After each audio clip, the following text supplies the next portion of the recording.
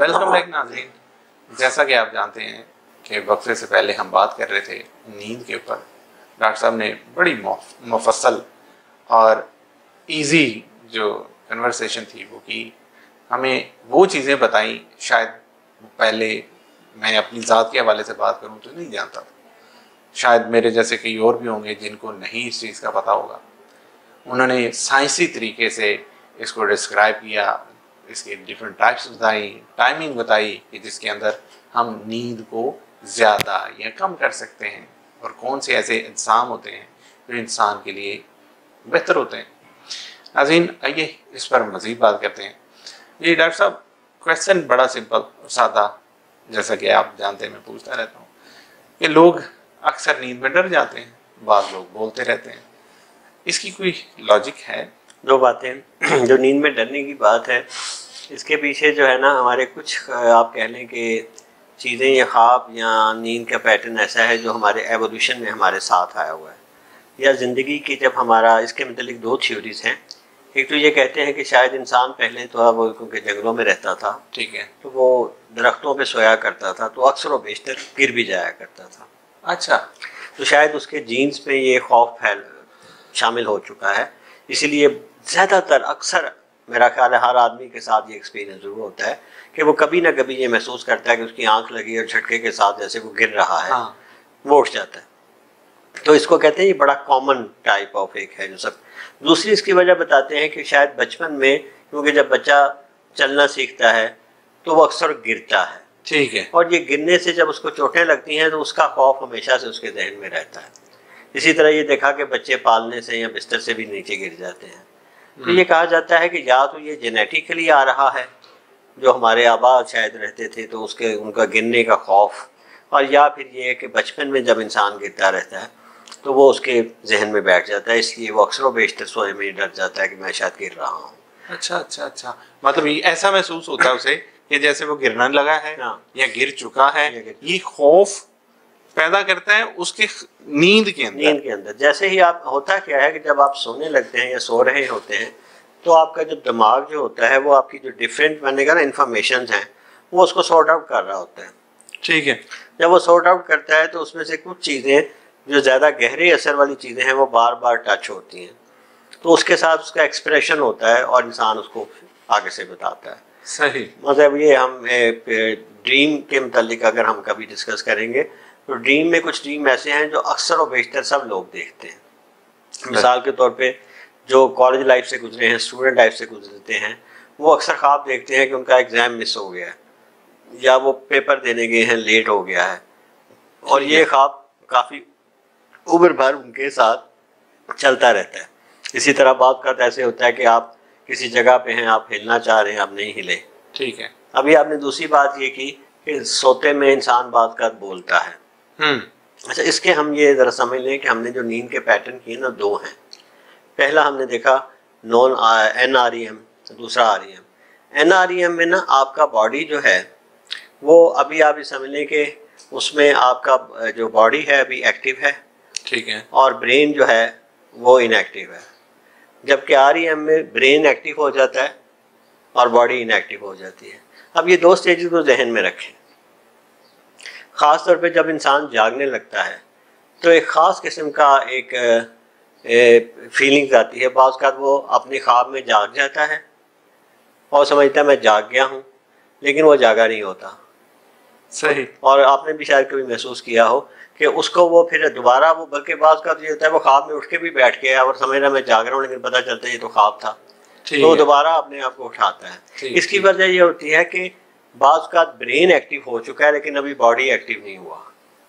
لہٰذا برین جب ایکٹیو ہوا تو اس نے یہ محسوس کیا میں جاگ گیا ہوں, اور ہم نے وہ فیل کرنا ہے جو برین نے فیل کرنا ہے, لیکن باڈی ابھی جو ہے وہ بستر پہ ہی لیٹا ہوتا ہے. اچھا ڈاکٹر صاحب, اسی وجہ سے کہا جاتا ہے کہ نیند جو ہے ہوتی ہے وہ ہاف ڈیتھ کنسیڈر کی جاتی ہے. جی دیکھیں, اس میں بھی یہ بات کر لیں اس کو کہ جو قرآن میں ایک جگہ جو ہے وہ لفظ جو ہے نیند کے لیے وفات بھی یوز ہوا. بلکہ ہم جب سوتے وقت سب مسلمان سوتے ہیں تو ہم اکثر کہتے ہیں اللہم بسمک اموت و احیا, کہ ہم اللہ کے نام سے شروع کرتے ہیں جس نے ہمیں مارا اور دوبارہ احیا کیا. اب یہاں موت کو ایک لحاظ سے مماثلت دے دی گئی نیند سے. اچھا کیا ہے ایک چیز کو غور سے دیکھیں کہ جیسے ہم شعور کہتے ہیں، ہم نے دیکھا کہ اس میں شعور جو ہے، ہم نے آغاز کیا، اس کی ڈیفینیشن یہ ہے کہ شعور سسپینڈ ہو جاتا ہے نیند میں. تو اس کا مطلب ہے کہ اگر شعور روح کے ساتھ ہم اس کے تھوڑی سی مماثل، کہ سائنس کی ٹرمینالوجی ذرا ڈیفرینٹ ہوتی ہے، تو ایک لحاظ سے کہہ لیں کہ جسم کے ساتھ روح کا کنیکٹ جو ہے اس وقت آزاد ہے. اچھا، تو اس وقت جو روح ہے وہ جسم سے سسپینڈ ہوئی ہے.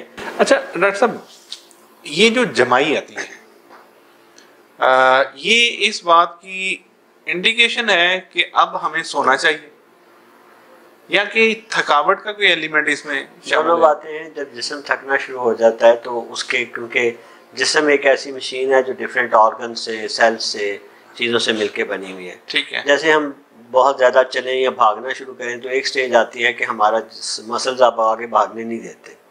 آپ یہ نہیں کر سکتے کہ آپ بھاگتے ہی جائیں اور آپ رکیں نہ. آپ کے جسم میں لیکٹک ایسڈ اکٹھا ہونا شروع ہو جاتا ہے مسلز میں، اور پھر وہاں سے جو ہے آکسیجن ہے وہ زیادہ یوز ہو جاتی ہے، تو آپ کو رکنا پڑتا ہے، آپ کے مسل کھنچ جاتے ہیں. صحیح. اسی طرح جب ہم زیادہ کام کرتے ہیں یا ذہن تھک جائے، اب ذہن کا ایک کنیکشن ہے کہ وہ باڈی کو ایکٹیویٹ کیے ہوئے ہیں. ہم نے انزائمز پڑھے ہیں جو زیادہ تر ہائپوتھیلمس سے، پیٹویٹری گلینڈ سے ریلیز ہوتے ہیں. وہ سارے جسم کا ایڈرینالین، نور ایڈرینالین، آپ کے گروتھ ہارمون، آپ کے بہت سارے ہارمون جو ہمارے باڈی کو ایکٹیو کر رہے ہیں، یہ سارے کے سارے ریلیز برین سے ہو رہے ہیں. پھر ان کا ایک فیڈ بیک ہوتا ہے، باڈی سے جا کے بتاتا ہے کہ ہاں بھائی میرا اثر یہ ہو چکا ہے، اب زیادہ نہ کرو. تو جب ہم ایک خاص حصے سے زیادہ جاگتے ہیں تو باڈی کی جو تھکاوٹ ہے وہ ظاہر ہونا شروع ہو جاتی ہے.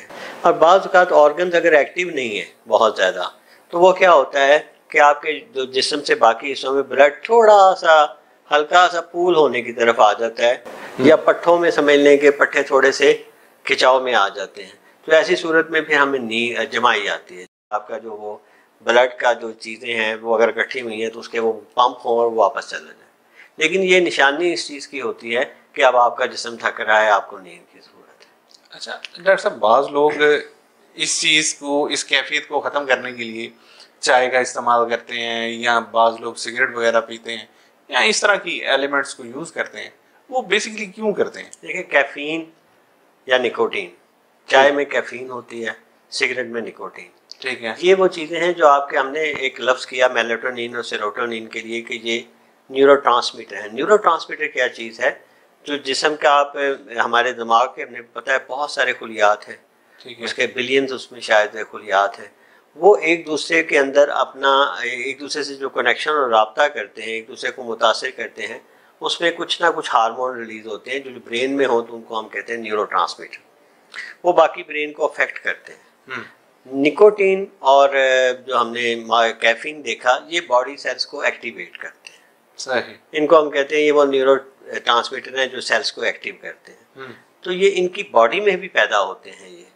لیکن باڈی میں کیونکہ ہر چیز ایک لمیٹڈ انوائرمنٹ میں ہے، تو انسان نے اس کا بیرونی بھی رستہ ڈھونڈ لیا.